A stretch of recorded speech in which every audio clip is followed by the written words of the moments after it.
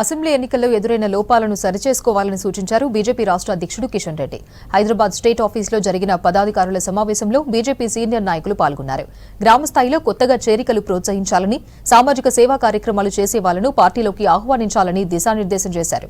మండలం, assembly, parliament స్థాయిల్లో ఆఫీసులను ఏర్పాటు చేయాలన్నారు కిషన్ రెడ్డి. చాలా పెద్ద ఎత్తున గ్రామ స్థాయి నుంచి కూడా రాష్ట్ర స్థాయి వరకు కూడా బీజేపీలో మరి చేరికలకు సంబంధించినటువంటి కార్యాచరణను అమలు చేయబోతా ఉన్నాం. ప్రతి పోలింగ్ బూత్ స్థాయిలో అక్కడ ఉన్నటువంటి యువకులు కానీ, రైతులు కానీ, రైతు కూలీలు కానీ, వివిధ కులవృత్తులకు సంబంధించినటువంటి వాళ్ళని కానీ, మహిళలను కానీ చేర్పించాలనేది ఈరోజు రాష్ట్ర పార్టీ నిర్ణయం తీసుకుంది. కాబట్టి ప్రతి పోలింగ్ బూత్ స్థాయిలో ఈ యొక్క కార్యాచరణ ఏర్పాటు చేసుకుని బీజేపీలో చేర్పించేటువంటి కార్యక్రమాన్ని ప్లాన్ చేస్తా ఉన్నాం. ఫిబ్రవరి నెలంతా కూడా ఈ కార్యక్రమం కొనసాగుతుంది.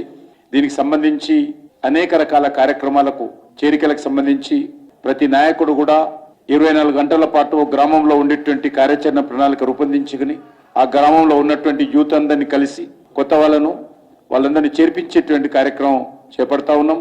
వాస్తవంగా కాంగ్రెస్ గెలవడం కాదు, టీఆర్ఎస్ ను ఓడించారు ప్రజలు.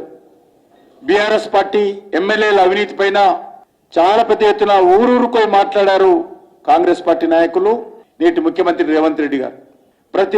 ప్రతి ఎమ్మెల్యే గురించి, ప్రతి మంత్రి గురించి ఆయా అసెంబ్లీలకు వెళ్ళి దర్యాప్తు చేపిస్తాము, జైళ్లకు పంపిస్తాము అని చెప్పి చాలా పెద్ద ఎత్తున ప్రజలకు ఆ రోజు చెప్పారు.